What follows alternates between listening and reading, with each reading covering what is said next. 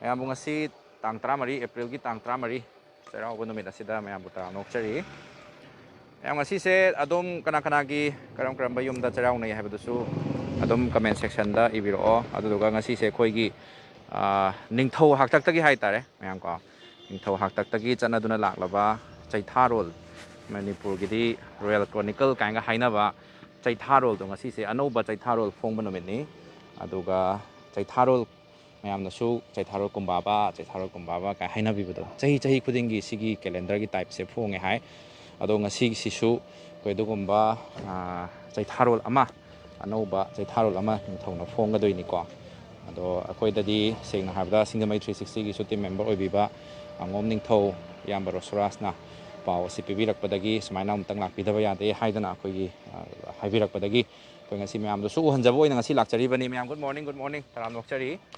ꯑꯗꯣ ꯃꯅꯨꯡꯗꯁꯨ ꯃꯌꯥꯝ ꯑꯃ ꯄꯨꯟꯗꯨꯅ ꯂꯩꯔꯤ. ꯁꯤꯗꯩꯁꯤꯗ ꯑꯩꯈꯣꯏ ꯑꯍꯜ ꯂꯃꯟ ꯃꯌꯥꯝ ꯑꯃ ꯉꯁꯤꯒꯤ ꯂꯥꯏꯒꯤ ꯑꯣꯏꯕ ꯊꯧꯔꯝ ꯍꯥꯏꯇꯥꯔꯦ ꯃꯌꯥꯝ ꯄꯨꯟꯁꯤꯜꯂꯒ ꯁꯤꯗꯩꯁꯤꯗ ꯂꯥꯏꯔꯤꯛ ꯇꯥꯕ, ꯑꯗꯨꯒ ꯀꯩꯀꯩ ꯐꯣꯔꯃꯦꯂꯤꯇꯤꯁ ꯂꯩꯕꯅꯣ ꯍꯥꯏꯕꯗꯤ ꯇꯁꯦꯡꯅ ꯑꯩꯈꯣꯏꯁꯨ ꯈꯪꯖꯗꯦ. ꯃꯌꯥꯝ ꯆꯪꯉꯒ ꯑꯦꯛꯁꯄ꯭ꯂꯣꯔ ꯇꯧꯃꯤꯟꯅꯗꯣꯏꯅꯤꯀꯣ. ꯈꯪꯕ ꯅꯠꯇꯦꯕ. ꯑꯗꯣ ꯃꯌꯥꯝ ꯄꯨꯟꯅ ꯌꯦꯡꯃꯤꯟꯅꯁꯤ. ꯃꯔꯨ ꯑꯣꯏꯅ ꯑꯩꯈꯣꯏ ꯌꯪꯁꯇꯔꯁꯤꯡꯅ ꯊꯥꯏꯅꯗꯒꯤ ꯑꯍꯜ ꯂꯃꯟꯁꯤꯡꯒꯤ ꯍꯥꯛꯇꯛꯇꯒꯤ ꯆꯠꯅꯗꯨꯅ ꯂꯥꯛꯂꯕ ꯑꯩꯈꯣꯏꯒꯤ ꯊꯕꯛ ꯊꯧꯔꯝꯁꯤꯡ ꯑꯁꯤ ꯇꯁꯦꯡꯅ ꯑꯩꯈꯣꯏ ꯈꯪꯗꯦꯕ.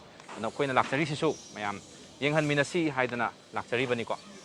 ꯑꯗꯣ ꯁꯣꯝ ꯅꯥꯀꯟꯗ ꯑꯩꯈꯣꯏ ꯄꯟꯗꯤꯠ ꯂꯣꯏꯁꯪꯂꯣꯝꯗ ꯃꯌꯥꯝꯅꯁꯨ ꯃꯔꯨ ꯂꯣꯏꯁꯪ ꯍꯥꯏꯔ ꯈꯪꯅꯕ ꯃꯐꯝ ꯑꯁꯣꯝꯗ ꯍꯥꯟꯅ ꯆꯪꯃꯤꯟꯅꯁꯤ. ꯑꯗꯨꯗꯨꯒ ꯀꯔꯤ ꯉꯁꯤ ꯊꯕꯛ ꯊꯧꯔꯝ ꯂꯩꯕꯅꯣ ꯍꯥꯏꯕꯗꯨꯃꯁꯨ ꯃꯌꯥꯝꯇꯪ ꯌꯦꯡꯃꯤꯟꯅꯁꯤ. ꯃꯌꯥꯝꯕꯨ ꯇꯔꯥꯝꯅ ꯑꯣꯛꯆꯔꯤ. ꯉꯁꯤꯒꯤ ꯅꯨꯃꯤꯠ ꯌꯥꯏꯐꯔꯕ ꯅꯨꯃꯤꯠ ꯑꯁꯤꯗ ꯃꯌꯥꯝꯕꯨꯁꯨ ꯌꯦꯡꯕꯤꯔꯤꯕ ꯃꯌꯥꯝ ꯁꯤꯡꯖꯃꯩ 360 ꯌꯦꯡꯕꯤꯔꯤꯕ ꯃꯌꯥꯝꯕꯨ ꯇꯔꯥꯝꯅ ꯑꯣꯛꯆꯔꯤ. ꯑꯩꯈꯣꯏ ꯁꯤꯡꯖꯃꯩ 360ꯒꯤ ꯃꯥꯏꯀꯩꯗꯒꯤ. ꯑꯗꯨꯒ ꯁꯣꯝ ꯅꯥꯀꯟꯗ ꯂꯩꯕꯤꯔꯤꯕ ꯍꯥꯏꯐꯦꯠ ꯁꯨꯝ ꯑꯣꯀꯦ ꯂꯥꯛꯆꯒꯦ. ꯃꯅꯤꯄꯨꯔ ꯑꯃꯥꯏꯕ ꯂꯣꯏꯁꯪ ꯁꯤꯡꯖꯃꯩ ꯑꯣꯖꯥꯗꯨꯅꯦ. ꯀꯩꯀꯩ ꯑꯣꯖꯥ ꯉꯁꯤ ꯊꯧꯔꯝꯁꯤꯒ ꯀꯃꯥꯏ ꯇꯧꯕꯤꯔꯦ? ꯉꯁꯤꯒꯤꯁꯦ ꯂꯩꯊꯣꯡ ꯊꯤꯡꯕ. ꯑꯩꯈꯣꯏꯒꯤ ꯊꯤꯡꯕꯅꯤ ꯉꯁꯤ ꯂꯩꯊꯣꯡ ꯊꯤꯡꯕꯅꯤ. ꯂꯩꯊꯣꯡ ꯊꯤꯡꯕ. ꯅꯍꯥꯟꯒꯤꯅ ꯐꯥꯠꯄ. ꯑꯣ ꯉꯁꯤꯁꯤꯅ ꯂꯩꯊꯣꯡ ꯊꯤꯡꯕ ꯑꯣꯏꯗꯣꯏꯕ. ꯅꯍꯥꯟꯒꯤꯗꯨꯅ ꯂꯩꯊꯣꯡ ꯐꯥꯠꯄ ꯑꯣꯏꯕꯅꯦꯕꯀꯣ. ꯉꯁꯤꯁꯤꯅ ꯂꯩꯊꯣꯡ ꯊꯤꯡꯕ ꯍꯥꯏ. ꯑꯃꯨꯛꯇꯪ ꯆꯠꯃꯤꯟꯅꯁꯤ. ꯃꯅꯤꯄꯨꯔ ꯄꯟꯗꯤꯠ ꯂꯣꯏꯁꯪ ꯃꯅꯨꯡꯗꯅꯤ ꯑꯩꯈꯣꯏꯅ ꯍꯧꯖꯤꯛ ꯆꯪꯃꯤꯟꯅꯒꯗꯧꯔꯤꯕꯁꯦ. ꯒꯨꯔꯨ ꯑꯍꯨꯝ ꯈꯣꯏꯔꯝꯕ ꯌꯦꯡꯃꯤꯟꯅꯁꯦ. ꯀꯗꯣꯝꯗ? ꯑꯩꯈꯣꯏ ꯆꯩꯊꯥꯕ ꯂꯦꯡꯊꯣꯔꯛꯑꯦ. ꯆꯩꯊꯥꯕ ꯂꯦꯡꯊꯣꯔꯛꯄ. ꯇꯁꯦꯡꯅ ꯑꯣꯖꯥ ꯑꯩꯈꯣꯏꯗꯤ ꯀꯔꯤꯝ ꯈꯪꯖꯗꯦ. ꯃꯌꯥꯝꯗ ꯈꯤꯇꯪ ꯑꯦꯛꯁꯄ꯭ꯂꯦꯟ ꯇꯧꯕꯤꯌꯨꯀꯣ. ꯑꯗꯣ ꯃꯌꯥꯝꯗꯁꯨ ꯈꯪꯍꯟꯃꯤꯟꯅꯁꯦ ꯀꯔꯤꯅꯣ ꯀꯃꯥꯏꯅ ꯇꯧꯕꯅꯣ ꯆꯠꯅꯕꯤꯁꯦ. ꯑꯩꯈꯣꯏꯒꯤ ꯆꯩꯊꯥꯕ ꯑꯅꯤ, ꯍꯥꯀꯨꯝ ꯆꯩꯊꯥꯕ, ꯀꯨꯝꯁꯤ ꯆꯩꯊꯥꯕ ꯑꯅꯤꯁꯤꯅ ꯍꯧꯖꯤꯛ ꯆꯪꯖꯔꯤꯕ ꯃꯐꯝꯁꯤ ꯑꯩꯈꯣꯏꯒꯤ ꯏꯌꯨ ꯑꯍꯨꯝ ꯍꯥꯏꯌꯦ. ꯃꯉꯥꯡ ꯂꯋꯥꯡ ꯈꯨꯃꯟ ꯒꯨꯔꯨ ꯑꯍꯨꯝꯃꯛꯀꯤ ꯂꯦꯡꯁꯟꯗꯨꯅ ꯂꯩꯔꯤꯕ ꯃꯐꯝꯅꯤ. ꯃꯁꯤꯗꯒꯤ ꯌꯥꯊꯪ ꯂꯧꯖꯔꯒ ꯉꯁꯤ ꯑꯩꯈꯣꯏꯅ ꯄꯥꯡꯊꯣꯛꯆꯒꯗꯧꯔꯤꯕ ꯁꯖꯤꯕꯨ ꯂꯥꯏꯌꯦꯟ ꯇꯥꯏꯕ ꯆꯩꯊꯥꯕꯒꯤ ꯊꯧꯔꯝꯁꯦ ꯃꯁꯤ ꯄꯥꯡꯊꯣꯛꯆꯒꯗꯧꯔꯤꯅꯤ. ꯍꯧꯖꯤꯛ ꯑꯩꯈꯣꯏ ꯒꯨꯔꯨ ꯑꯍꯨꯝꯗ ꯈꯣꯏꯔꯝꯖꯔꯅꯤ. ꯍꯥꯀꯨꯝꯒꯤꯅ ꯃꯥꯡ ꯊꯥꯕꯤꯔꯣ. ꯍꯣꯏ, ꯑꯗꯨꯒ ꯑꯃꯨꯛꯇꯪ ꯈꯣꯏꯔꯝꯕꯤꯔꯣ. ꯏꯌꯨ ꯑꯍꯨꯝꯃꯛꯇ ꯈꯣꯏꯔꯝꯕꯤꯔꯣ.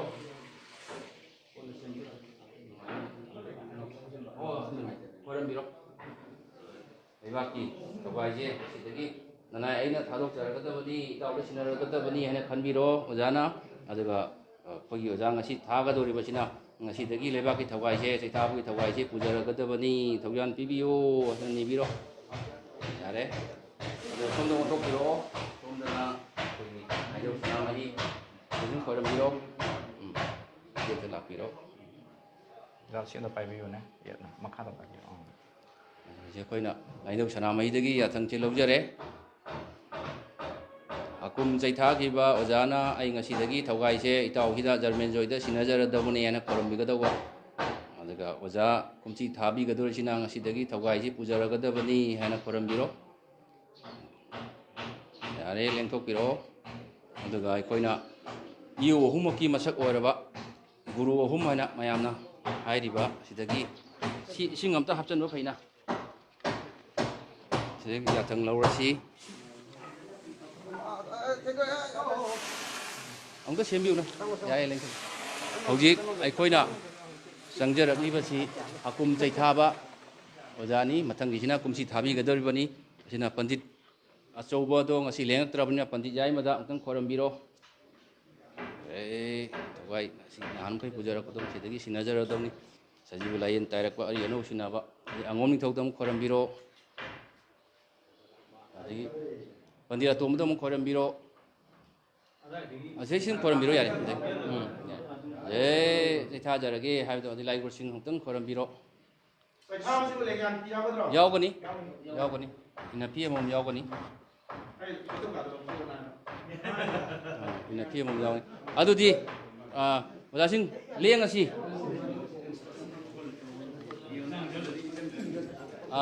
ꯑꯩꯈꯣꯏꯒꯤ ꯍꯥꯀꯨꯝ ꯆꯩꯊꯥꯕꯤꯕ ꯑꯣꯖꯥꯗꯣ ꯑꯗꯨꯅ ꯃꯥꯡ ꯊꯥꯕꯤꯗꯣꯏꯅꯤꯀꯣ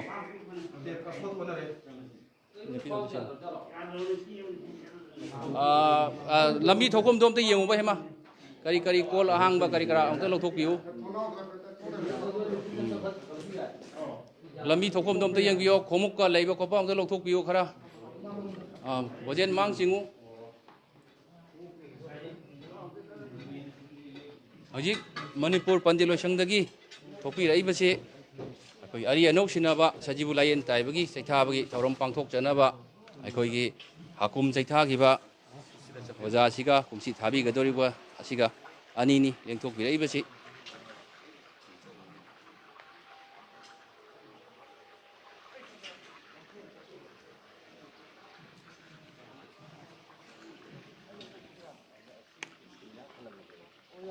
ꯃꯥꯡꯗꯨ ꯀꯅꯥꯅ ꯆꯤꯡꯕ ꯌꯥꯗꯣꯔꯤ ꯖꯤꯇꯦꯟ ꯅꯪꯅ ꯁꯨꯝ ꯆꯤꯡ ꯌꯥꯗꯣꯔꯤꯕꯣ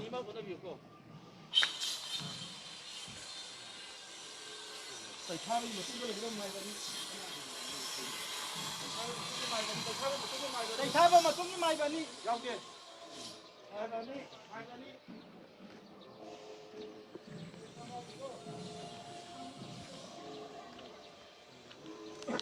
ꯑꯣꯖꯥꯗꯣ ꯉꯥꯡꯕꯤꯌꯨꯀꯣ ꯑꯗꯨꯝ ꯃꯥꯏꯀ꯭ꯔꯣꯐꯣꯟ ꯉꯥꯡꯕꯁꯦ ꯑꯗꯨꯝ ꯃꯌꯥꯝꯗꯁꯨ ꯇꯥꯍꯟꯖꯔꯤꯅꯦꯕ ꯑꯣꯖꯥꯅ ꯉꯥꯡꯕꯤꯔꯤꯗꯣ ꯈꯪꯗꯕ ꯃꯌꯥꯝ ꯑꯃ ꯍꯟꯖꯟ ꯍꯟꯖꯟ ꯍꯥꯏꯕꯤꯔꯁꯨ ꯑꯗꯨꯝ ꯌꯥꯏ ꯍꯣꯏ ꯍꯧꯖꯤꯛ ꯍꯧꯈꯤꯕ ꯆꯍꯤꯗ ꯑꯩꯈꯣꯏꯅ ꯆꯩꯊꯥꯖꯈꯤꯕ ꯑꯣꯖꯥꯗꯨꯒꯤ ꯃꯃꯤꯡꯗꯣ ꯀꯩ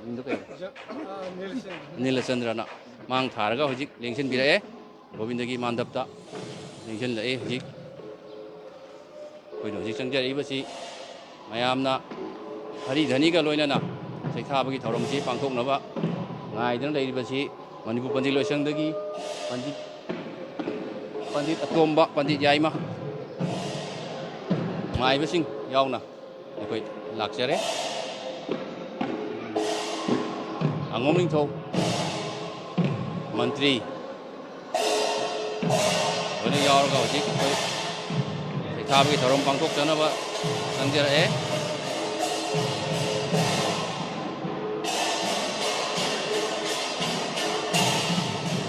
ꯍꯧꯖꯤꯛ ꯒꯣꯕꯤꯟꯗꯒꯤ ꯃꯥꯟꯗꯞ ꯌꯧꯁꯤꯟꯖꯔꯛꯂꯦ ꯃꯥꯟꯗꯞ ꯌꯧꯔꯒ ꯑꯩꯈꯣꯏꯅ ꯂꯥꯏ ꯈꯣꯏꯔꯝꯃꯕ ꯃꯇꯨꯡꯗ ꯑꯩꯈꯣꯏ ꯂꯥꯏ ꯈꯣꯏꯔꯝꯃꯕ ꯃꯇꯨꯡꯗ ꯑꯩꯈꯣꯏꯅ ꯁꯪꯀ꯭ꯔꯤꯇꯣꯟ ꯃꯌꯥꯏꯗ ꯆꯪꯖꯒꯅꯤ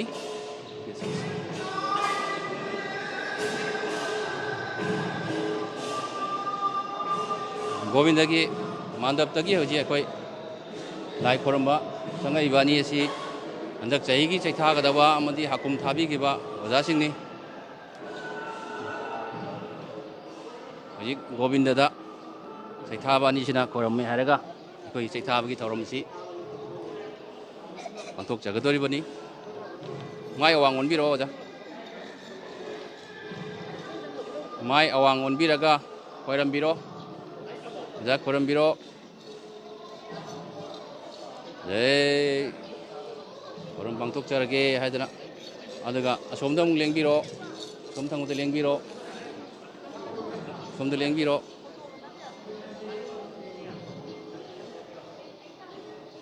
ꯁꯤꯗ ꯑꯃꯨꯛ ꯈꯣꯏꯔꯝꯕꯤꯔꯣ ꯑꯩꯈꯣꯏ ꯃꯥꯏꯕꯁꯤꯡ ꯀꯥꯏ ꯀꯥꯏ ꯆꯠꯈ꯭ꯔꯒꯦ ꯃꯥꯏꯕ ꯑꯝꯇ ꯎꯗꯦꯗ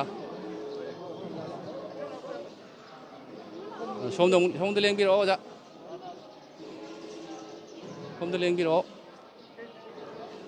ꯍꯧꯖꯤꯛ ꯄꯟꯗꯤꯠ ꯌꯥꯏꯃ ꯅꯣꯡꯃꯥꯏꯊꯦꯝ ꯑꯄꯥꯕꯤꯅ ꯂꯨꯆꯤꯡꯉꯒ ꯑꯁꯤꯒꯨꯝꯕ ꯉꯁꯤꯒꯤ ꯆꯩꯊꯥꯕꯒꯤ ꯊꯧꯔꯝ ꯑꯁꯤꯒꯤ ꯂꯥꯏ ꯈꯣꯏꯔꯝꯃꯕ ꯃꯇꯨꯡꯗ ꯆꯩꯊꯥꯕ ꯑꯅꯤꯅ ꯐꯝꯐꯝ ꯂꯥꯡꯗ ꯂꯦꯡꯁꯜꯂꯒ ꯆꯩꯊꯥꯅꯕꯒꯤꯗꯃꯛꯇ ꯑꯩꯈꯣꯏ ꯉꯥꯏꯗꯨꯅ ꯂꯩꯖꯔꯅꯤ ꯂꯦꯡꯉꯁꯤ ꯑꯣꯖꯥꯅ ꯃꯥꯡ ꯊꯥꯕꯤꯌꯨ ꯍꯥꯟꯅꯒꯤ ꯑꯣꯖꯥꯅ ꯃꯥꯡ ꯊꯥꯕꯤꯌꯨ ꯍꯥꯟꯅꯒꯤ ꯑꯣꯖꯥꯅ ꯃꯥꯡ ꯊꯥꯕꯤꯔꯣ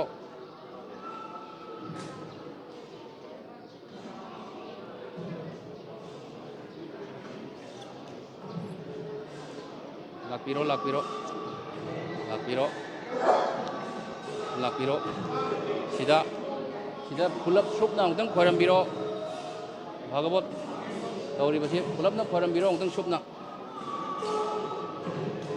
hojik mamdok mayai da lengselasi jana mang singbiro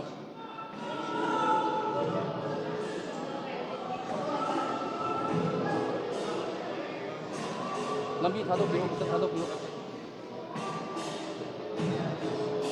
yan biro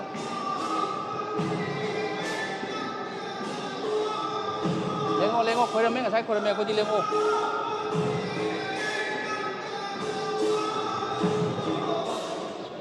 ida kulong tang lona biro yare aduga yet changaga changbiro mari mai changbiro ida du sumna dum khoramasi aduga somje khorasi ida khoramiro aduga somdam khoramasi omda lengo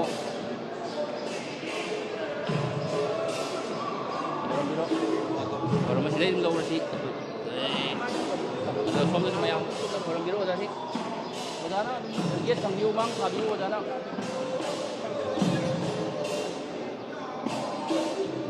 hanagi odana yet changbigera mang thabigera lengbiro somda lengo lengbiro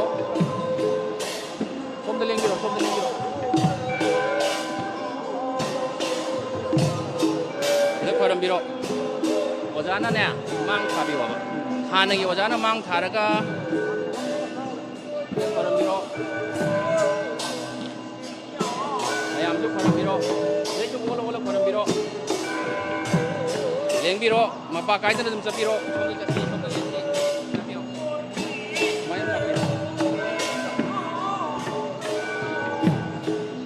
lakpiro jadi itu khoramiro bandit ahum ni ambiri si bandit ahan nagi badagi jai mane atu mane ani lere lengyan biro somna khoramiro sidagi somna khoramiro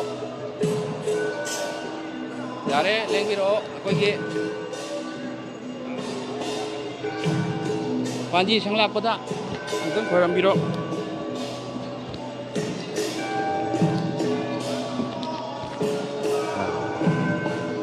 lengbiro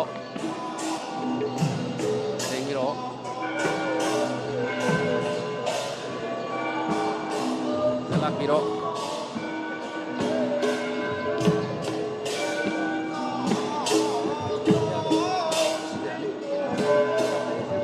sida lai ba kapiro ong lok tang ha hi tha yai do aduni sida lai ba kapiro dana ong lok kapiro ngai di ko kapiro dale kapiro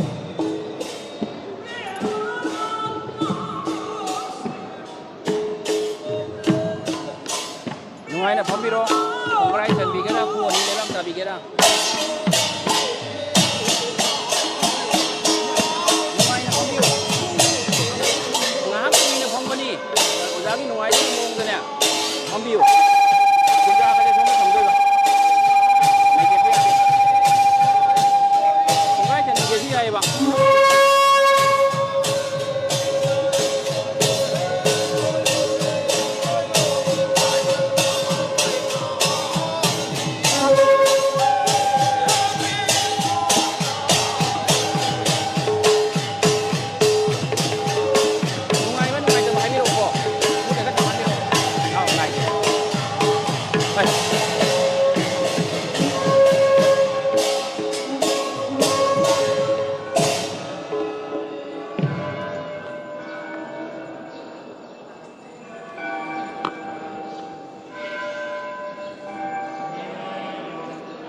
Jadi kumbaba pabo haurani siheng loy ba ada kumbaba tejo bari mijang jata minimayo yatro ti sergo nisa jamnya sluina sada niras takukang saityang parang di mai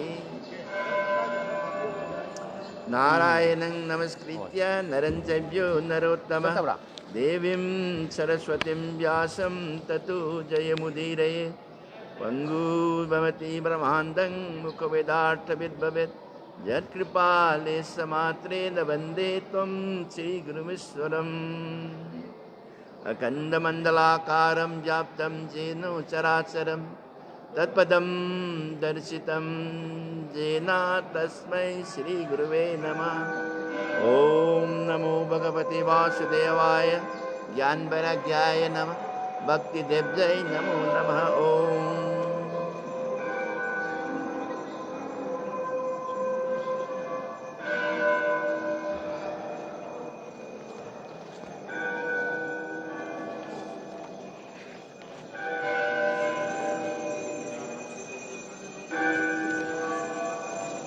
Shri Shri रास पंचमध्याय तृतीयो अध्याय श्री गोपिकासु जयति तेधिकं जन्मना ब्रजौ स्वरयतीन्द्रा सत्स्वदत्राहि दयितान्त्रिशतां दिक्षु तव का त्वयि दिशां शास्त्वां विचन्वते शरदुदासये साजुजाता सत्सरसि जोदरश्रीमुत्सादृशा गृहनाथ त्यक्षुदाधिका वरदधिक्नतो नेहा किं वधो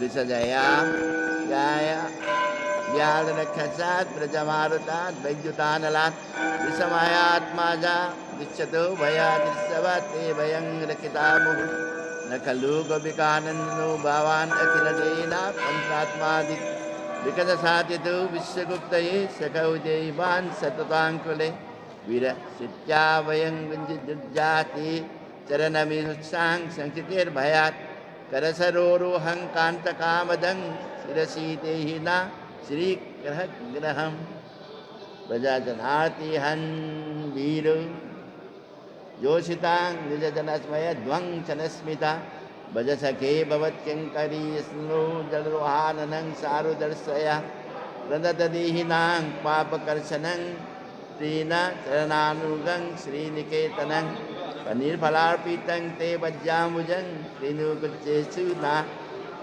धीरिच्छया मधुरया गिरा बाल्कवाक्यया बुधमनोज्ञया पुष्करे क्षणा विधिकरीरीमा वीरमुख्यति रजरसिद्ध्युना वयस्सना तव कथामृतं तप्तजीवनं कबीरीरीतं कल्मच्छापहं सर्वनमङ्गलं श्रीमज्जाततं विधिगृह्णन्ति जे बुरिजा जना प्रसीतं प्रिय प्रेम विख्यतं विरनन्तु ते ध्यानमङ्गलं रसि संविद्युजा रिधि अस्पृच्छा भूकनो वन्याख्यो वयन्ति चलसि जत् व्रजाचारयन् पशुन्नलीलसुन्दरं नाथते भजं शीलतिन्याङ्कुरै सिदतीति न कलिलत्यां मन्यकान्त गच्छति जिनपरीक्षयै नीलकुन्तरै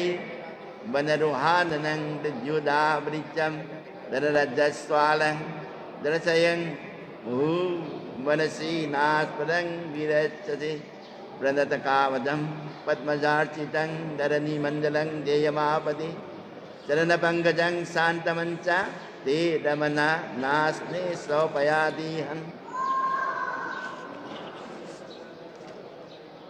सुरतवर्धनं शोकनाशनं सुरतवेणूनां सुस्तुचुम्बितं इदरागविस्मारणं निन्यां वितरा वीरो न्यास्ते अधारमित्रम् अतदीजद्गान् हि काननं कृतिजुवायति त्वं पैसदां कुटिलकुण्डलं श्रीमुखं च तेजरौदीक्ष्यतां विख्याकृदृशां पचीसत्वन्वाय प्रातिबन्धवा रतिविलङ्घ्याति अन्त्यजगताः रतिविद्यस्तवो गीता मोहिता कीतवा जोषिता कश्च्या निशि रसि संविदं ऋषयोदयं प्रसिताननं प्रेमविख्यनं बृहदुराश्रेयो विख्यो द्यावति मूर्ति अस्या मुख्यते मना ब्रजवनौक्यासां व्यक्तिरङ्ग्याते विद्याञ्चालं विश्वमङ्गलं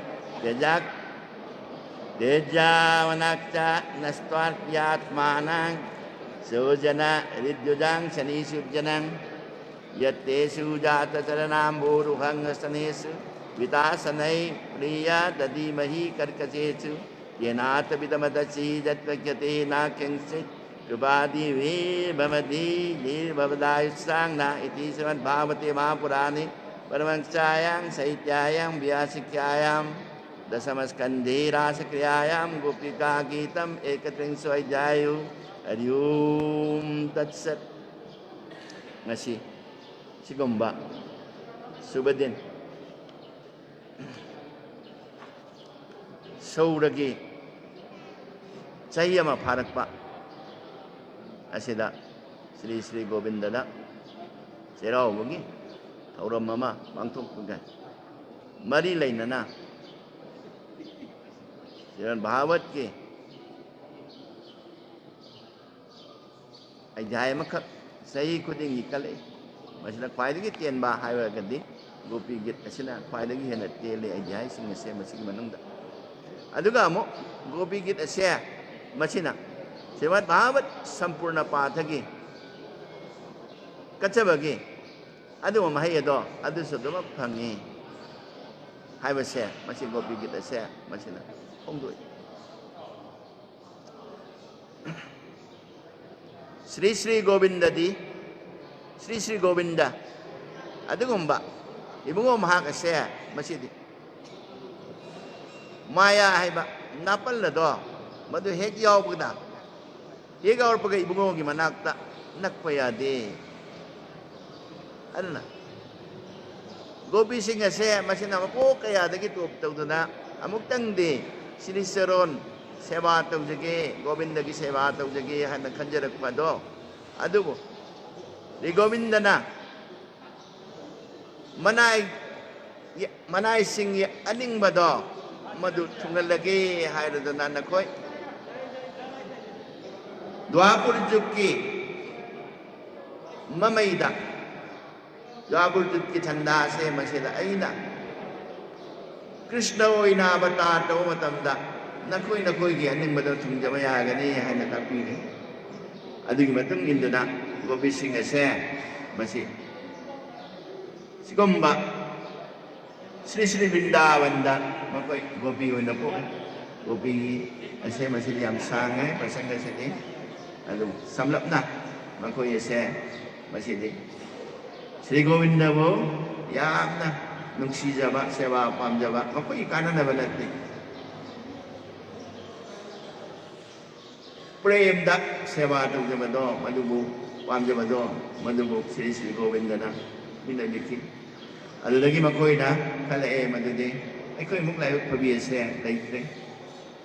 Jagat sangsara sida lairi manupi singa saya masidagi di koy ihen ni marang.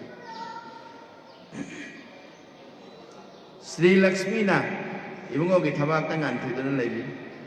Ada ga? Makong tombak di kaidong ngelasu. Siapa atau bengam deh. Wakal lasi kalak badagi antar jan oi kene. Ibu ngos. Ibu ngom hakti manggo dinate. Gopi Singh saya masih tak wanda badani. Ibu ngos saya masih di sarva butesu.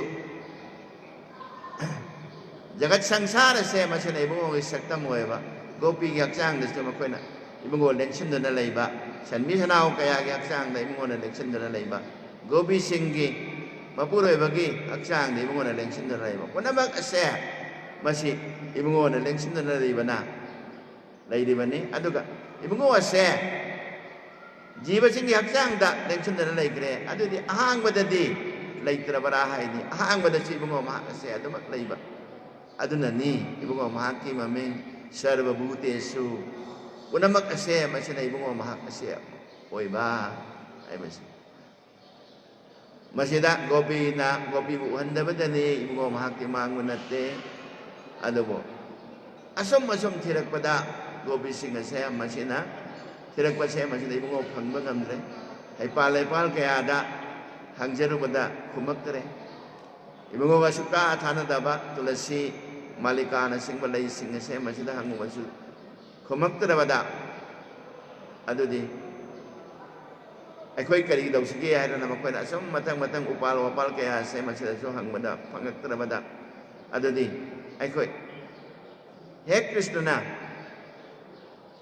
ꯍꯧꯔꯛꯄꯗꯒꯤ Shri ꯀ꯭ꯔꯤꯁꯅꯅ ꯍꯦꯛ ꯄꯣꯛꯄꯗꯒꯤ ꯍꯧꯗꯨꯅ ꯍꯧꯖꯤꯛ ꯍꯧꯖꯤꯛ ꯐꯥꯎꯒꯤ ꯃꯇꯝ ꯑꯁꯦ ꯃꯁꯤꯒꯤ ꯂꯤꯂꯥ ꯑꯁꯦ ꯁꯥꯟꯅꯔꯁꯤ ꯍꯥꯏꯗꯨꯅ ꯁꯥꯟꯅꯔꯛꯄ ꯃꯇꯝ ꯑꯁꯦ ꯃꯁꯤꯗ ꯒꯣꯄꯤꯁꯤꯡꯅ ꯑꯩ ꯀ꯭ꯔꯤꯁꯅꯅꯤ ꯀ꯭ꯔꯤꯁꯅ ꯁꯥꯔꯕꯅꯤꯅ ꯑꯩ ꯀ꯭ꯔꯤꯁꯅꯅꯤ ꯍꯥꯏꯔꯛꯑꯦ ꯑꯗꯨꯃꯥꯏꯅ ꯇꯧꯅ ꯃꯊꯪ ꯃꯊꯪ ꯀ꯭ꯔꯤꯁꯅꯁꯦ ꯑꯩ ꯀ꯭ꯔꯤꯁꯅꯅꯤ ꯍꯥꯏꯔꯛꯄꯁꯦ ꯃꯁꯤꯗꯗꯤ ꯀꯔꯤꯗꯧꯔꯦ ꯃꯈꯣꯏꯒꯤ ꯉꯁꯥꯏꯒꯤ ꯃꯥꯡꯉꯨꯔꯕ ꯋꯥꯈꯜ ꯑꯁꯦ ꯂꯥꯛꯑꯦ ꯍꯥꯏꯕꯗꯤ ꯕ꯭ꯔꯍ꯭ꯃꯒ꯭ꯌꯥꯟ ꯑꯩ ꯀ꯭ꯔꯤꯁꯅꯅꯤ ꯍꯥꯏꯕꯗꯤ ꯀ꯭ꯔꯤꯁꯅꯁꯦ ꯕ꯭ꯔꯍ꯭ꯃꯅꯤꯅꯤ ꯕ꯭ꯔꯍ꯭ꯃꯃꯛꯇꯨꯕꯨ ꯃꯈꯣꯏꯅ ꯑꯩ ꯀ꯭ꯔꯤꯁꯅꯅꯤ ꯍꯥꯏꯔꯒꯗꯤ ꯕ꯭ꯔꯍ꯭ꯃꯒ꯭ꯌꯥꯟ ꯑꯩ ꯀ꯭ꯔꯤꯁꯅꯅꯤ ꯕ꯭ꯔꯍ꯭ꯃꯃꯛ ꯑꯣꯏꯈ꯭ꯔꯦ ꯑꯗꯨ ꯒ꯭ꯌꯥꯟ ꯇꯥꯔꯛꯄ ꯃꯇꯝ ꯑꯁꯤꯗ ꯑꯩꯈꯣꯏꯅ ꯇꯧꯔꯤꯕꯁꯤꯗꯤ ꯅꯥꯄꯜ ꯌꯥꯎꯕꯅ ꯃꯔꯝ ꯑꯣꯏꯗꯨꯅ ꯃꯥꯌꯥ ꯌꯥꯎꯕꯅ ꯃꯔꯝ ꯑꯣꯏꯗꯨꯅ ꯁꯨꯝꯅ ꯃꯥꯌꯥꯁꯦ ꯃꯁꯤ ꯂꯧꯊꯣꯛꯑꯁꯤ ꯍꯥꯏꯗꯅ ꯃꯥꯌꯥꯁꯦ ꯑꯃꯃꯝꯇ ꯑꯣꯏꯅ ꯀꯜꯂꯛꯄꯅꯦ ꯁ꯭ꯂꯣꯛꯁꯦ ꯑꯁꯨꯝꯅ ꯀꯜꯂꯛꯄꯁꯦ ꯃꯁꯤꯅ ꯏꯀꯣꯟ ꯀꯣꯟꯕ ꯁ꯭ꯂꯣꯛ ꯑꯁꯦ ꯃꯁꯤꯗꯗꯤ ꯒꯣꯄꯤꯁꯤꯡ ꯑꯁꯦ ꯃꯁꯤꯅ ꯍꯦꯛ ꯇꯥꯏꯕꯪꯒꯤ ꯏꯀꯥꯏꯒꯤ ꯄꯨꯝꯅꯃꯛ ꯑꯁꯦ ꯊꯥꯗꯣꯛꯇꯨꯅ ꯏꯕꯨꯡꯉꯣ ꯉꯥꯏꯍꯥꯛꯀꯤ ꯑꯁꯤꯒꯨꯝꯕ ꯁꯣꯔꯣꯟ ꯁꯦꯕꯥ ꯇꯧꯖꯔꯛꯄ ꯃꯇꯝ ꯑꯁꯦ ꯃꯁꯤꯗ ꯒꯣꯄꯤ ꯑꯩꯈꯣꯏꯒꯤ ꯔꯤꯔꯤꯅꯗꯤ ꯀꯟꯕꯅꯤꯅ ꯏꯕꯨꯡꯉꯣ ꯅꯪꯒꯤ ꯁꯣꯔꯣꯟ ꯑꯁꯦ ꯃꯁꯤꯕꯨ ꯁꯦꯕꯥ ꯇꯧꯔꯕ ꯃꯇꯝꯗ ꯅꯥꯈꯤꯒꯅꯤ ꯍꯥꯏꯗꯨꯅ ꯑꯩꯈꯣꯏꯅ ꯀꯣꯡꯒꯣꯝ ꯁꯦꯕꯥ ꯇꯧꯖꯕꯅꯤ ꯑꯗꯨꯒꯨꯝꯕ ꯏꯕꯨꯡꯉꯣ ꯅꯍꯥꯛꯀꯤ ꯅꯈꯣꯡ ꯊꯝꯕꯥꯜ ꯑꯁꯦ ꯃꯁꯤꯅ ꯒꯣꯄꯤ ꯑꯩꯈꯣꯏꯕꯨ ꯎꯗꯅꯕ ꯍꯥꯏꯗꯨꯅ ꯑꯍꯤꯡꯒꯤ ꯃꯇꯝꯗ ꯅꯤꯡꯊꯪ ꯇꯨꯝꯕꯧ ꯀꯨꯁꯒꯤ ꯃꯇꯣꯟ ꯀꯌꯥ ꯑꯁꯤꯗ ꯆꯠꯄ ꯃꯇꯝ ꯑꯁꯦ ꯃꯁꯤꯗ ꯏꯕꯨꯡꯉꯣ ꯅꯍꯥꯛꯀꯤ ꯅꯈꯣꯡ ꯑꯁꯦ ꯅꯈꯣꯡ ꯊꯝꯕꯥꯜ ꯑꯁꯦ ꯁꯣꯏꯗꯅ ꯊꯤꯡꯒꯥꯏꯔꯝꯒꯅꯤ ꯑꯗꯨꯒꯨꯝꯕ ꯊꯣꯠꯈ꯭ꯔꯕ ꯏꯕꯨꯡꯉꯣ ꯅꯍꯥꯛꯀꯤ ꯅꯈꯣꯡ ꯊꯝꯕꯥꯜ ꯑꯁꯦ ꯃꯁꯤꯗ ꯊꯤꯡꯒꯥꯏꯕꯒꯤ ꯑꯅꯥꯕꯗꯣ ꯃꯗꯨ ꯒꯣꯄꯤ ꯑꯩꯈꯣꯏꯅ ꯈꯥꯡꯕ ꯉꯝꯗꯦ ꯏꯕꯨꯡꯉꯣ ꯂꯦꯡꯊꯣꯛꯄꯤꯔꯛꯑꯣ ꯍꯥꯏꯗꯨꯅ ꯍꯪꯒꯠꯆꯔꯛꯄ ꯃꯇꯝ ꯑꯁꯦ ꯃꯁꯤꯗꯗꯤ ꯃꯥꯌꯥ ꯄꯨꯝꯅꯃꯛ ꯑꯁꯤ ꯑꯃꯠꯇ ꯌꯥꯎꯗ꯭ꯔꯦ ꯃꯥꯌꯥ ꯌꯥꯎꯗ꯭ꯔ ꯃꯇꯝ ꯑꯁꯦ ꯃꯁꯤꯗꯗꯤ ꯒꯣꯄꯤ ꯃꯔꯛꯇ ꯏꯕꯨꯡꯉꯣꯅ ꯂꯦꯡꯊꯣꯛꯄꯤꯔꯛꯏ ꯑꯗꯨꯅ ꯉꯁꯤꯒꯤ ꯑꯩꯙ꯭ꯌꯥꯏꯁꯤꯒꯤ ꯅꯨꯡꯒꯤ ꯑꯣꯏꯕ ꯋꯥꯐꯝꯗꯤ ꯑꯇꯩ ꯅꯠꯇꯦ ꯒꯣꯕꯤꯟꯗꯒ ꯁꯝꯕꯟꯗ ꯑꯣꯏꯒꯦ ꯍꯥꯏꯔꯕ ꯁ꯭ꯔꯤ ꯀ꯭ꯔꯤꯁꯅꯕꯨ ꯅꯤꯡꯒꯦ ꯍꯥꯏꯔꯕꯗꯤ ꯃꯥꯌꯥ ꯑꯩ ꯍꯥꯏꯕ ꯑꯩꯒꯤ ꯅꯥꯄꯜ ꯑꯗꯣ ꯃꯗꯨ ꯊꯥꯗꯣꯛꯎ ꯅꯥꯄꯜ ꯌꯥꯎꯔꯕꯗꯤ ꯀ꯭ꯔꯤꯁꯅ ꯑꯩꯒꯤ ꯃꯅꯥꯛꯇ ꯂꯩꯕ ꯌꯥꯗꯦ ꯍꯥꯏꯗꯅ ꯁꯨꯝꯅ ꯏꯕꯨꯡꯉꯣꯒꯤ ꯑꯗꯨꯒꯨꯝꯕ ꯏꯕꯨꯡꯉꯣꯒꯤ ꯅꯥꯝ ꯁꯣꯟꯖꯕ ꯍꯔꯦ ꯀ꯭ꯔꯤꯁꯅ ꯍꯥꯏꯅ ꯁꯣꯟꯖꯕ ꯃꯇꯝ ꯑꯁꯦ ꯃꯁꯤꯗ ꯏꯕꯨꯡꯉꯣ ꯃꯍꯥꯛꯅ ꯃꯥꯡꯗ ꯂꯦꯞꯄꯤꯕ ꯑꯗꯨꯒꯨꯝꯕ ꯅꯨꯡꯁꯤꯈ꯭ꯔꯕ ꯍꯔꯦ ꯀ꯭ꯔꯤꯁꯅ ꯍꯥꯏꯕ ꯅꯥꯝ ꯑꯁꯦ ꯃꯁꯤ ꯈꯛꯇꯃꯛ ꯑꯩꯈꯣꯏ ꯁꯥꯙꯨ ꯕꯩꯁꯅꯣꯞꯁꯤꯡꯅ ꯂꯧꯕꯤꯒꯗꯕ ꯑꯣꯏ ꯑꯗꯨꯅ ꯃꯁꯤꯒꯤꯗꯤ ꯃꯇꯝ ꯑꯁꯦ ꯄꯪꯁꯥꯡ ꯁꯥꯡꯅ ꯂꯧꯖꯔꯔꯣꯏ ꯃꯔꯝꯗꯤ ꯇꯧꯒꯗꯕ ꯊꯕꯛ ꯑꯁꯦ ꯃꯁꯤ ꯌꯥꯝꯅ ꯌꯥꯝꯈ꯭ꯔꯦ ꯉꯁꯤꯒꯤ ꯊꯕꯛ ꯑꯁꯦ ꯑꯗꯨꯅ ꯂꯣꯏꯅꯃꯛꯀꯤ వ్याख्यान ꯇꯧꯅꯕ ꯁꯝꯂꯞꯄ ꯈꯛꯇꯪ ꯍꯥꯏꯕꯁꯤꯅ ꯍꯥꯏꯖꯕꯁꯤꯅ ꯕꯩꯁꯅꯣꯞꯁꯤꯅ ꯄꯦꯟꯕꯤꯒꯅꯤ ꯍꯥꯏꯅ ꯅꯤꯡꯖꯩ ꯌꯗꯈꯔꯪ ꯕꯂꯤꯕꯁꯇꯪ ꯃꯥꯇ꯭ꯔꯥꯌꯅꯪ ꯆꯗꯕꯕꯦꯠ ꯄꯨꯅꯝ ꯕꯕꯗꯨ ꯇꯠ ꯁꯔvam ꯇꯠ ꯄ꯭ꯔꯆꯥꯗꯥꯠ ꯁꯨꯔꯦश्वरं प्रभु श्री कृष्ण चैतन्य गौरांग विचंद्र श्री सच्चिदानंद प्रेमेश्वर हरे कृष्ण गोपाल गोविंद नंदात्मा जुग विजन प्राण बंधु हरि ओम तत्सत्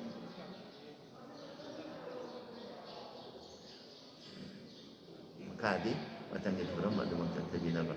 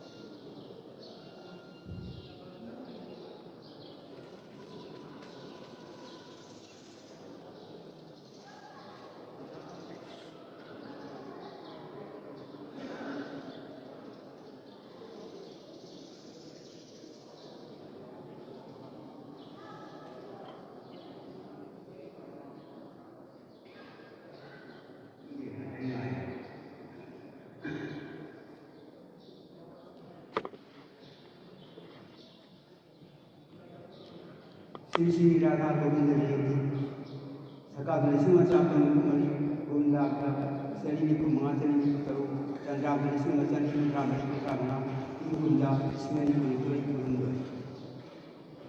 श्री श्री हर पार्वती संवाद श्री श्री पार्वती वरी सानवा अचिंत अव्यक्त रूपायो निर्गुणायो गुणात्मने समस्त जगत आधार मूर्तये ब्रह्मणे नमः सर्व विघ्न विनाशाय सर्व मंगल हेतवे पार्वती प्रिय पुत्राय गणेशाय नमो नमः कैलास शिखर आसीनम हरंग प्रपत्स पार्वती अधुना ब्रूहि मे नाथ मे पंचिका फलाफलम ब्रह्म असी पुनिंग लांब फंगदबा मसक फंगदोक्तबा निर्गुण निराकार अमदी सप्त सगुण साकारसु ओइबा मालेम पुनमकी तुनफम ओइबीबा ब्रह्मबु खुरुमजरी लेखाई थिंगाइबा पुनमकु मंगनबीबा याइफबा पुंबगी मसक ओइबा पार्वती की नुसीजरब मचा गणेश को खुरुमजरी कैलाश सिंह चिंगोंदा लेइबा हर महादेवदा पार्वतीना हे इबुंगो हौजिक लालिबा अनोब कुमद थोलगदबा पंजिगागी ओइबा महिदु अइंगोंदा तापियु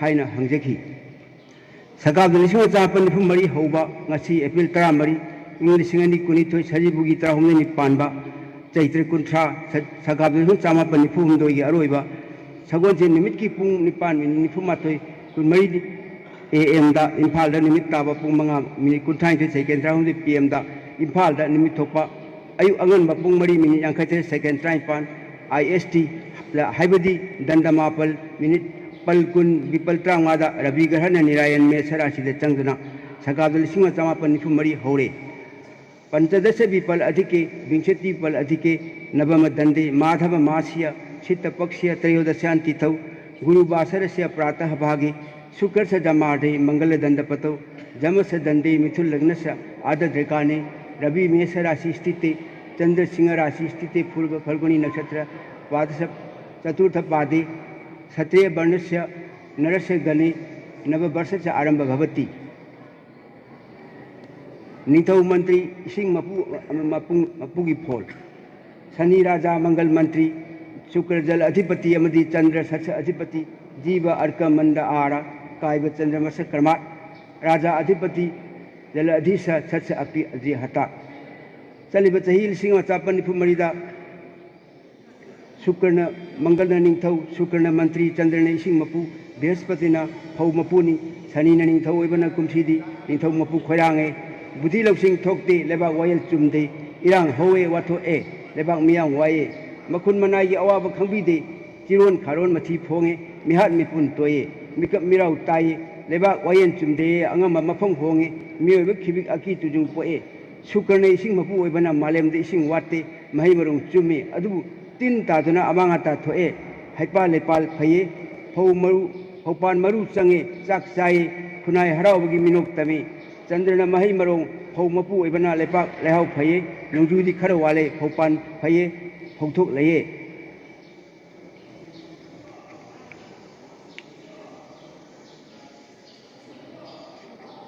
हौजिकती अद्भुत अंगप उत्पाद की कुंगी मरमदा हाइगे प्रथम उत्पाद इसिंगी उत्पादनी महैदी इसिंग चावगनी इचेल कनगनी दुई उत्पाद नुखित अचौबनी त्रि उत्पाद नोंगलाई जुगने नोंग यामने चुई चारि उत्पाद इसिंग अपाइब चावी नोंग यामने चुई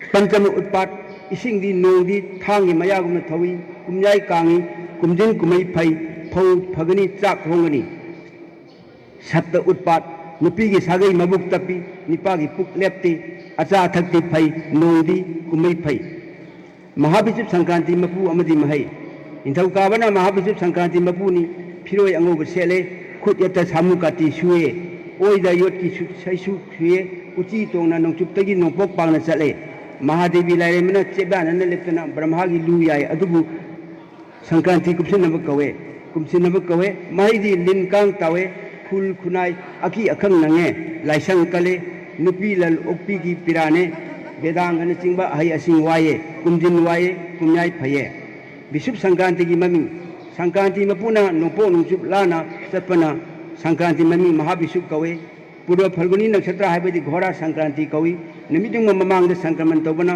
निमिजुंगी फावा अफब ओय अंगान मतम पुंबा पुइनगी मतमनी संक्रांति स्नान महाविशुभ संक्रांति की महाविशुक्ति खोंसान निमित्ता स्नान तौगनी इरुजबदी ख्वाइमकी फये तुरेन इसियल की इसिंग चफुद सोलगा ही याय मनिमुक्ता जा चंदोन कस्तूरी कुमकुम सना लुपा अमदि मनम नुंगसीबा हई ले यौना मपोक नुमित की लई अमदि पोषक हाकनिये संक्रांति की स्नान की मयोंदी मखा ओनगदबने कुमनोबगी संक्रांति निमित्त विष्णु कटपा लुक अहाव अथुम जामिनबदी महिदी कुचु मेन फये कुम चुप चिंजा वातबा पुंसी नुसाम कुबिये निमित सिदा श्री विष्णु कटपा पोट चादबदी कुचु कुमेन मए कुम चुप चिंजा वाले पुंसी मयें ताये निमित सिदा फिरोल अनब होंगदबने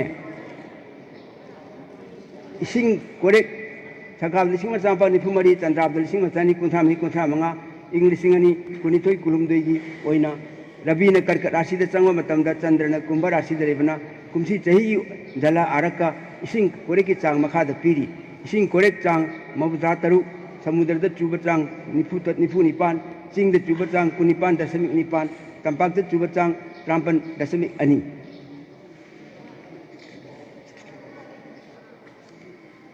कुमसीगी विश्व मसिंग विश्व मसिंग कुंतर की मसिंगदी नोंग तरेट धान्य फौन 13 तीन नापी 53 शीत अयिंग 13 ग्रीष्म असाब 13 वायु नुक्षित 9 प्रजा वृद्धि प्रजा चौखट 13 प्रजा खया प्रजा की मयंग ताब 9 राज विग्रह निथौ की अथिंग 13 रोग्य अनाबत कुन आरोग्य नादब 13 धन वृद्धि लन हिंगत्पा धन हानि लन मांगबा 10 लरोग्द्र मैसा 13 वज्र थकी तेल 9 अमृत अथुम 13 mana aplaban palang jaba 13 ni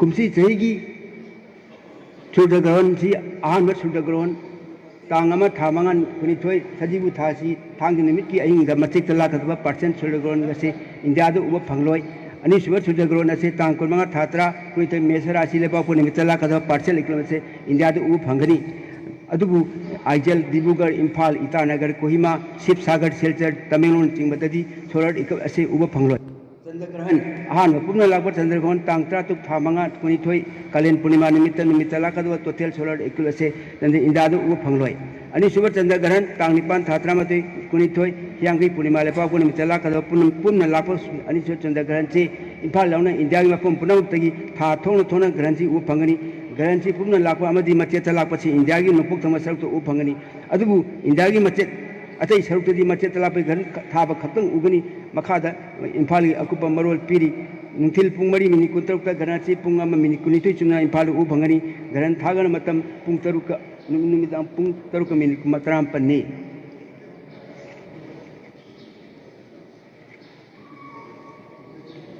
मथंगदा हंदकी चैथाबगी लारी असिददी मतमना मरम अदुना थेना तारीख 9 अखोगी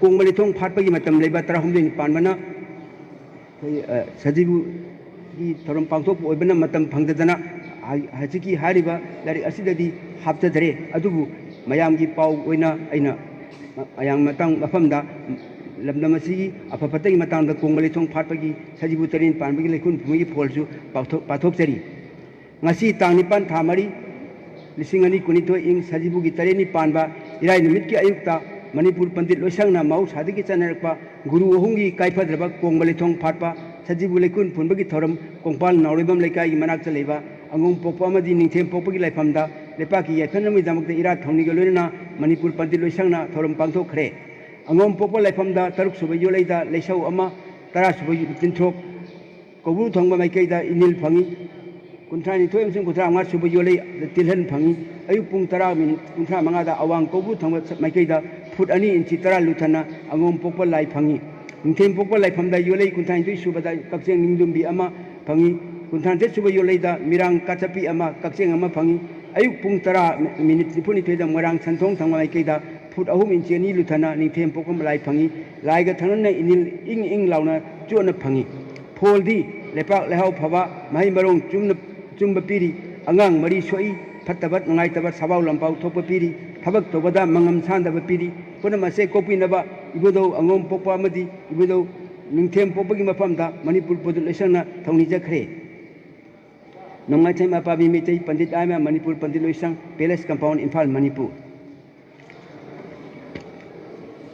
लोइना इन ngasiगी अखन राज चेरावबगी राजमंत्री पाबगी थोरमसे मतंग असे लोइसनजरे अखोगी श्री गोविंदना जोय ओइबना लेकाई इंगाई ओइनबा जमता इन मायाम गोविंदबो खोरमजरी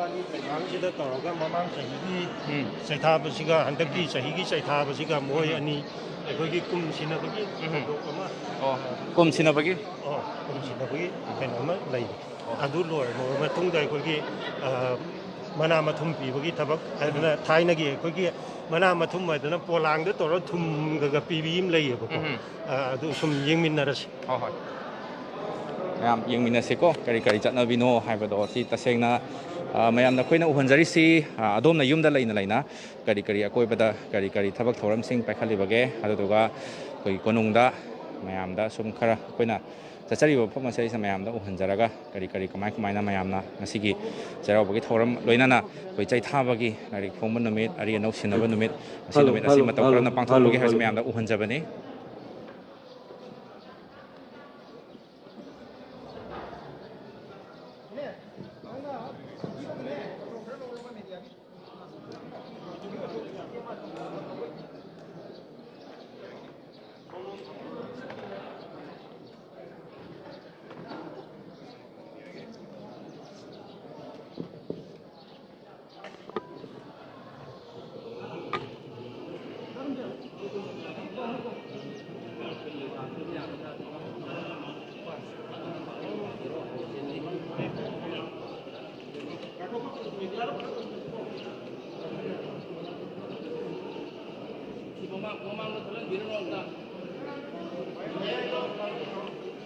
ꯃꯌꯥꯝꯁꯤ ꯄ꯭ꯔꯣꯒ꯭ꯔꯥꯝꯁꯤ ꯌꯦꯡꯕꯤꯔꯤꯕ꯭ꯔꯣ ꯀꯃꯥꯏꯅ ꯇꯧꯕꯤꯔꯤꯒꯦ ꯀꯃꯦꯟ ꯁꯦꯛꯁꯟꯗ ꯈꯛꯇꯪꯁꯨ ꯍꯥꯏꯕꯤꯔꯛꯑꯣ ꯏꯟꯇꯔꯦꯁ ꯂꯩꯕꯤꯕ ꯏꯆꯤꯜ ꯏꯅꯥꯎꯁꯤꯡꯅ ꯑꯗꯨꯝ ꯀꯃꯦꯟ ꯁꯦꯛꯁꯟꯗ ꯑꯗꯨꯝ ꯉꯁꯤ ꯅꯝꯖꯔꯤꯕ ꯄ꯭ꯔꯣꯒ꯭ꯔꯥꯝ ꯑꯁꯤꯕꯨ ꯑꯗꯨꯝ ꯍꯋꯥꯏ ꯍꯥꯞꯄꯤꯔꯝꯃꯣ ꯊꯣꯏꯅ ꯁꯤꯗꯤ ꯃꯌꯥꯝ ꯀꯥ ꯍꯦꯟꯅꯁꯨ ꯍꯛꯆꯟꯅ ꯂꯧꯕꯤꯗꯅꯕꯁꯨ ꯍꯥꯏꯖꯒꯦ ꯑꯩꯈꯣꯏꯅ ꯁꯨꯝ ꯑꯩꯈꯣꯏꯅ ꯆꯠꯆꯔꯤꯕ ꯃꯐꯝ ꯑꯁꯤꯗ ꯂꯥꯏ ꯈꯨꯔꯨꯝꯖꯔꯒ ꯃꯌꯥꯝꯅ ꯁꯨꯝ ꯈꯔ ꯈꯖꯤꯛ ꯁꯦꯕꯥ ꯑꯣꯏꯅꯕ ꯍꯥꯏꯗꯅ ꯂꯥꯏꯅꯤꯡꯊꯧ ꯅꯤꯡꯊꯧꯔꯦꯜ ꯑꯊꯧꯕꯋꯣ ꯅꯥꯗꯥꯏꯔꯦꯝ ꯑꯩꯅ ꯄꯨꯖꯔꯛꯄ ꯆꯍꯤ ꯑꯁꯤꯕꯨ ꯅꯥꯗꯥꯏꯔꯦꯝ ꯏꯇꯥꯎ ꯖꯃꯦꯟꯖꯣꯏꯗ ꯄꯨꯖꯕ ꯀꯨꯝꯅ ꯂꯩꯃ ꯅꯤꯡꯊꯧ ꯄꯨꯟꯁꯤꯕ ꯆꯥꯍꯣꯡ ꯑꯍꯣꯡꯕ ꯂꯜꯍꯣꯡꯕ ꯊꯨꯝꯍꯣꯡꯕꯕꯨ ꯊꯣꯏꯕ ꯍꯦꯟꯕ ꯑꯣꯏꯔꯁꯅꯨ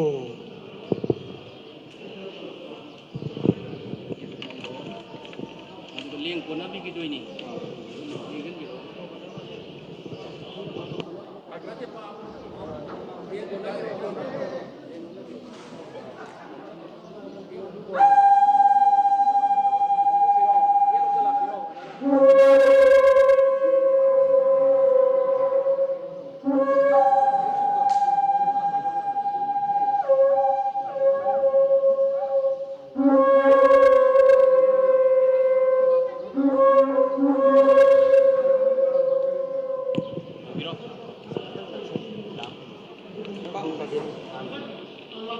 ꯑꯩꯕꯨ ꯁꯤꯖꯕ ꯏꯕꯨꯡꯉꯣ ꯂꯥꯏꯅꯤꯡꯊꯧ ꯅꯣꯡꯊꯧꯔꯦꯜ ꯑꯊꯧꯕ ꯇꯥꯏꯕꯪ ꯁꯣꯔꯥꯔꯦ ꯅꯃꯣ ꯄꯣꯡꯍꯟꯕ ꯅꯌꯨ ꯇꯨꯕꯤ ꯌꯣꯏꯅꯣꯡꯗ ꯅꯣꯡꯗꯥ ꯂꯥꯏꯔꯦꯟ ꯄꯥꯈꯪꯕ ꯑꯉꯧꯕ ꯂꯪꯃꯥꯏ ꯅꯤꯡꯊꯧ ꯀꯩꯅꯧ ꯆꯤꯡꯁꯣꯝꯕ ꯆꯤꯡꯉꯨ ꯑꯅꯤꯃꯛꯀꯤ ꯂꯣꯏꯗꯥꯝ ꯃꯀꯨꯝ ꯁꯥꯕꯨ ꯃꯩꯅ ꯋꯥꯏ ꯇꯥꯡꯅ ꯁꯝꯅ ꯅꯌꯨ ꯅꯤꯡꯊꯧꯔꯣꯜ ꯈꯨꯗꯤꯡꯗ ꯀꯣꯡꯕ ꯂꯩꯊꯣꯡ ꯐ ꯁꯖꯤꯕꯨ ꯂꯩꯀꯣꯟ ꯐꯨꯟ ꯊꯥꯡꯖꯤꯡ ꯃꯈꯣꯛꯂꯥꯡ ꯈꯣꯛꯂꯥꯡ ꯃꯆꯩ ꯈꯥꯡ ꯄꯥꯈꯪ ꯍꯨꯌꯦꯜ ꯂꯥꯟ ꯄꯥꯝꯕꯅ ꯍꯨꯌꯦꯜ ꯂꯟꯗꯥ ꯈꯣ ꯀꯪꯂꯥ ꯃꯩꯆꯥ ꯈꯣ ꯍꯨꯌꯦꯜ ꯂꯃꯥꯅꯤ ꯂꯃꯥ ꯆꯥꯎ ꯐꯥꯅ ꯆꯩ ꯁꯤꯅꯥꯏ ꯅꯥꯅꯤ ꯂꯣꯡꯕꯅ ꯈꯣꯛꯂꯥꯡ ꯀꯥꯃꯨ ꯆꯩ ꯁꯔꯤꯛ ꯈꯤꯡ ꯊꯥꯡꯅ ꯂꯩꯔꯛ ꯊꯣꯡꯉꯥꯏ ꯆꯩꯕꯨ ꯈꯣꯛꯂꯥꯡ ꯂꯦꯡꯗ ꯊꯣꯡꯅ ꯆꯩꯊꯥꯕ ꯄꯨꯝ ꯂꯣꯏꯗꯥꯝ ꯀꯨꯝꯕꯥ ꯀꯨꯝꯖꯥ ꯑꯅꯧꯕꯅ ꯆꯩ ꯀꯥꯔꯛꯄ ꯑꯁꯤꯗ ꯐꯠꯇ ꯍꯥꯎꯗꯤ ꯁꯥꯕꯥꯎ ꯂꯝꯕꯥꯎ ꯀꯂꯛ ꯌꯦꯛꯅ ꯄꯨꯝꯅꯃꯛꯇꯤ ꯈꯔꯩ ꯂꯦꯝꯂꯩꯗ ꯇꯥꯔꯨꯔꯁꯅꯨ ꯋꯥꯔꯦꯝ ꯂꯟꯂꯦꯝ ꯈꯨꯟꯆꯤꯟ ꯂꯥꯟꯆꯤꯟ ꯃꯤꯆꯤꯜ ꯃꯤꯄꯥꯎ ꯍꯛꯊꯤ ꯁꯣꯏꯅꯥꯏ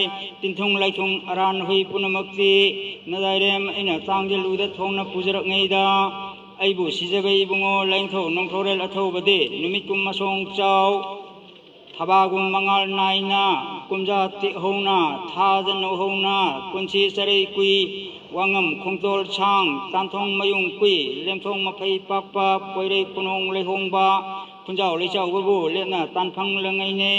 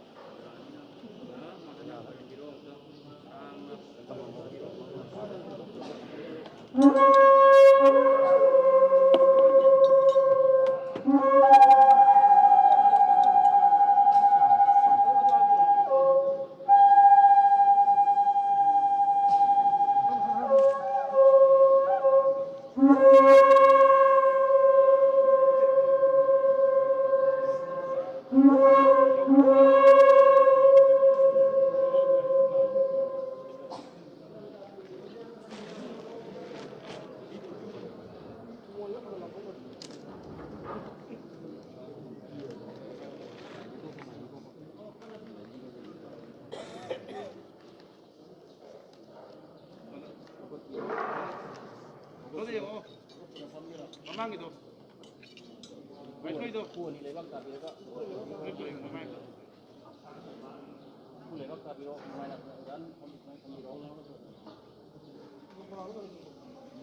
Kuha Lebak tabi ka ata tabi. May ko. Oh. Ya ya. Tigaw sabi ro.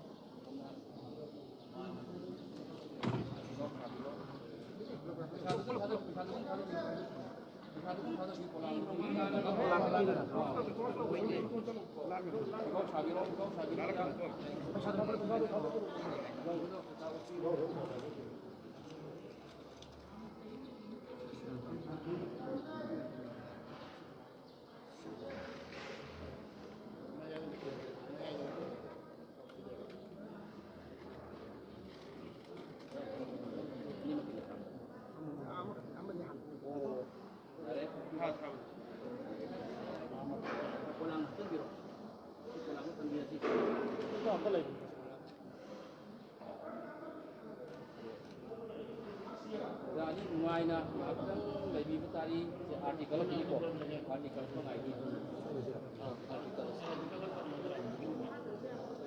artikel pengaji ini kok ayam pesaka ini mbak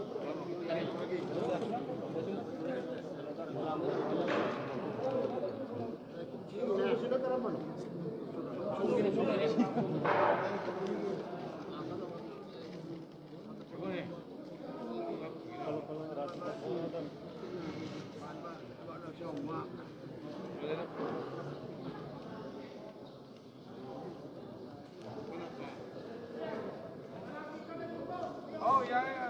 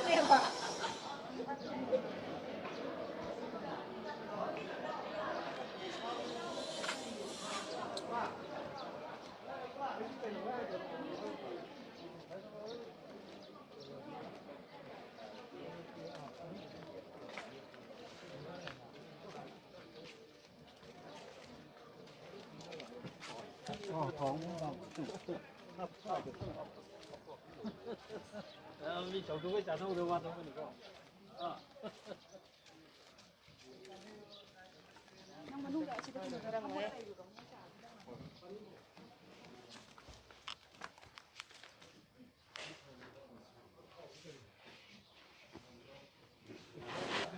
Koro kayo koro. Ano to sandiro? Ako yung kamera. Gitu to lagi. Ako yung cek sama. Nah, to biro dai. Oh, biro.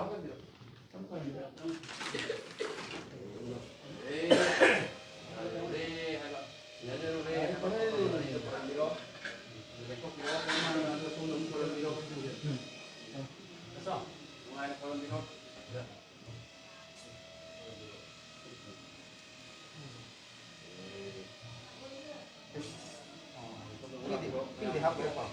Mamay thado biro, thado biro. Dana mang thado ano ki. Dana mang thado yung mayang tulong ito.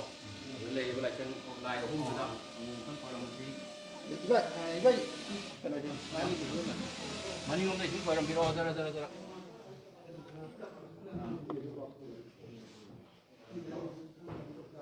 Jadi saya bagi ibu ngomong kana yogi deh. Sidang parang biro pakang ba. Apa jauh lagi? Kalau bilang matang kalau bilang ada. Kalau bilang. Jauh lagi. Kalau bilang.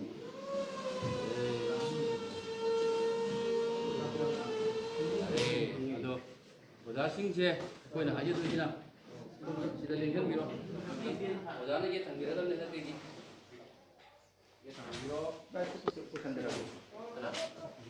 Pusong biyo. Ako, pulang tak habis ko pulang tak. Pulang kan. Biro, main nonton. Main dari pikir ke umumnya itu pulang.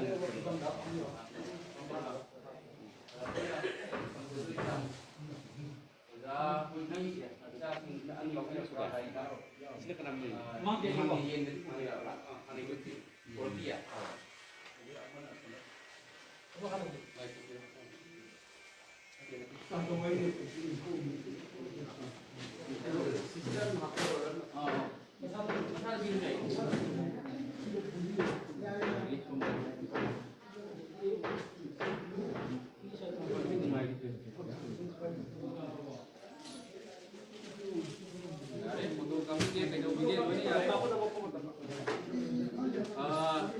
bagi himmunum kana kana yogi ke yum yogri ke da ge ngam thado bi da uri ke saram to bi ra ba to bi ra ti ba ajum dara sida thado adu je ba hai ga hai ro ya tum pa na ho ge to ho yo ajum jam ni ne mai ko ki do ni ko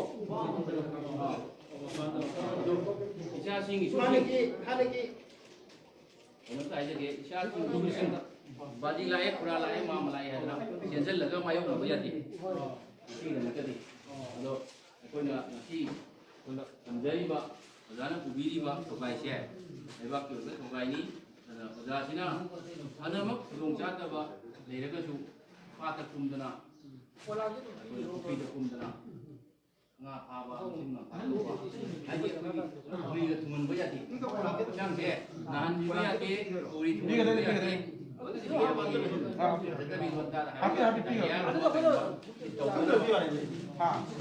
siap tercapai jahit tercapai pom oda hana leram betuga masih tabuk kubira banina eba kira thapai kubira banina masih hana dari sindok biro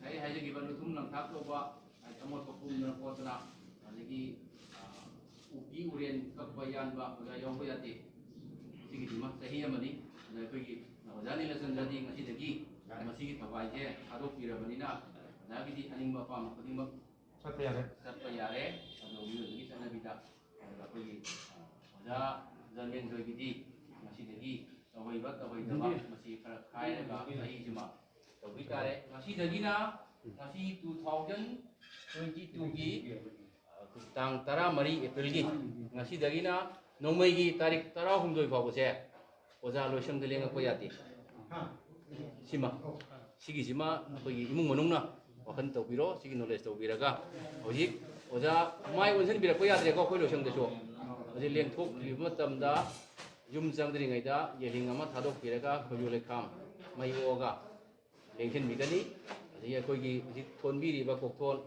ningam samjin kai karase akoigi loiraga fakta boroma thada biba yade hi ama thabiraga mai nu pogona adana matang matang lokoga aduda thambigani aduga sahi sima ada 요청다 내가 고농다 랭카치를 거야 돼.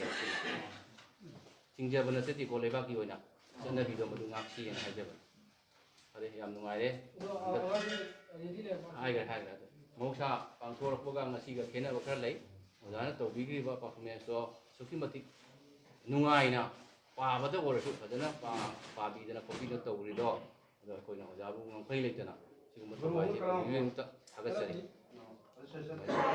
अदो आई कदम हाजगे पैसा नुसासे अखोइना तौजैसे मति चाब नति मामा प्ला हसनबिरो पुरु होमनि दिने ममिंगी ओना खरा तौबिरमो अदुगा मदुदा अखोइ अदु यामना अदु प्रतति हाइबति मत तौरोसि मामा सारे सारे थंबिरो पुरु होम जमा जमा है तंगरो तरा तपियोर जो होम जमा तपियोर जो होम ना या उधर जमा तपियोर तो ता होम आपको ID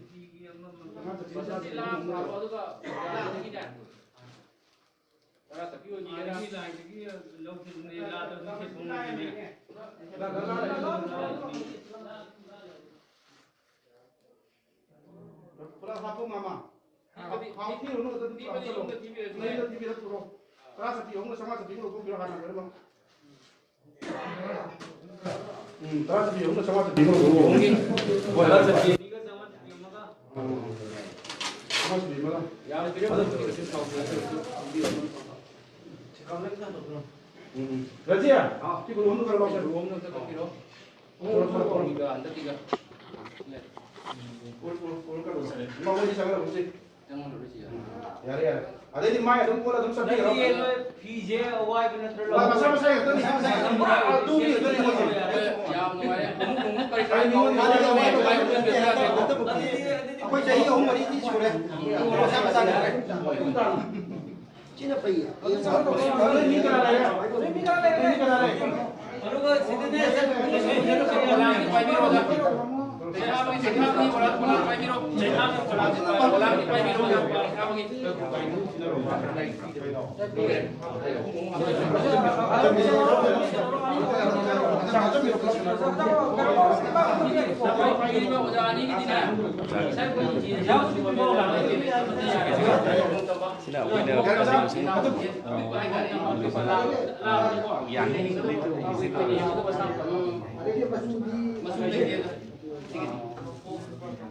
Ada udara hari ini sore. Kita ni apa ini orang mati. Kita orang mana ya? Habis itu sama saja. namda bitin ko moy mani mamang da halu pio ngasi saithabagi thoram haidana tawribasi sagap tale singam ga samapan nimpu mari sigi saithabasi Bishnupur district ta leiba khalore mamang lekai da leiba samom janmenjoi singana saliba sahi sokli singani ga koi kungani thoigi kolomdoi phawgi april phawa mana pugani hairiba masi mamangai matamdagi maidingo kyama matamdagi aikoi hiangloi ko bonu pamna sai tharak padudagi ngasi phawa sagap ta lising sampa nimpu mari kristagi lisingani ga nimpu mari lisingani ga koni thoi phawgi phawbusida mathang mathang satharakpa kaidana satharakpadu hauji sik mangdaleng sinduna phambiribasi mamangda thakiba langpolapam Nilachandra Singha aduga som makha thangda phamisina samam jarme jo jik chai thari basini aduna hujik Manipur pandel loisangna maru loisangna mamangai matamde tekta kaidana chatharak padu ngasi phawbuda hojik phawbuda pandel loisangi koi pandit singna tekta kaidana laipa ki damakta aikhoigi imunai mutana dana ba awana nangdana ba haidana ingtapa khunai ma oinana bagi damakta Manipur pandel loisangna wana honaduna sigumba saithabagi thoram sinjabani ana handak sahi asigi oinadi lauremam gi kha lauremam mamang laikai da leiba samom janamjoi singha Bishnupur district ta leibana mangna saithare maram aduna sai chaliba sahi si afaba nungaiba khunjaw leisawba punsiba nungsangba leibak mara tapa ing tapa khunai ma ohen biu haidana laingdong nongsaba ꯏꯃꯥ ꯏꯕꯦꯝꯃ ꯌꯨꯝꯖꯥꯎ ꯂꯥꯏꯔꯦꯝꯕꯤ ꯑꯃꯗꯤ ꯏꯕꯨꯙꯧ ꯄꯥꯈꯪꯕꯒꯤ ꯈꯨꯌꯥ ꯈꯥꯗ ꯑꯩꯈꯣꯏ ꯄꯨꯝꯅꯃꯛꯅ ꯄꯟꯗꯤꯠ ꯂꯣꯏꯁꯪꯒꯤ ꯑꯩꯈꯣꯏ ꯂꯩꯔꯤꯕ ꯏꯄꯥ ꯏꯆꯥ ꯄꯨꯝꯅꯃꯛꯅ ꯁꯪꯂꯦꯟ ꯄꯨꯝꯅꯃꯛꯅ ꯑꯩꯈꯣꯏ ꯒꯨꯔꯨ ꯑꯍꯨꯝꯗꯁꯨ ꯈꯨꯔꯨꯝꯖꯔꯤ ꯍꯥꯏꯅ ꯋꯥꯐꯝꯁꯤ ꯊꯝꯖꯔꯤ ꯃꯤꯌꯥꯝꯒꯤ ꯃꯐꯝꯗ ꯁꯤ mang thakpiranuko ꯆꯩꯊꯥꯕ ꯊꯣꯛꯂꯛꯄ ꯃꯇꯝꯗ ꯀꯅꯥꯝꯇ mang thakpiranu yare mang thabiro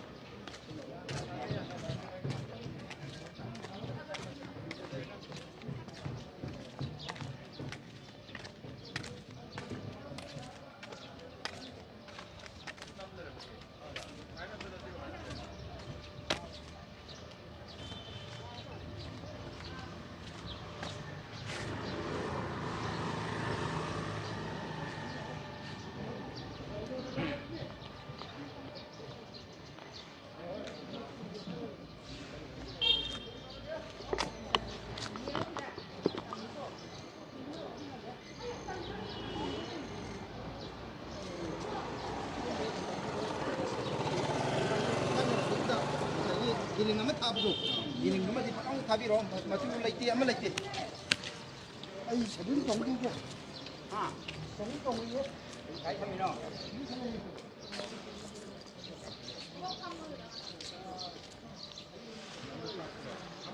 Hey.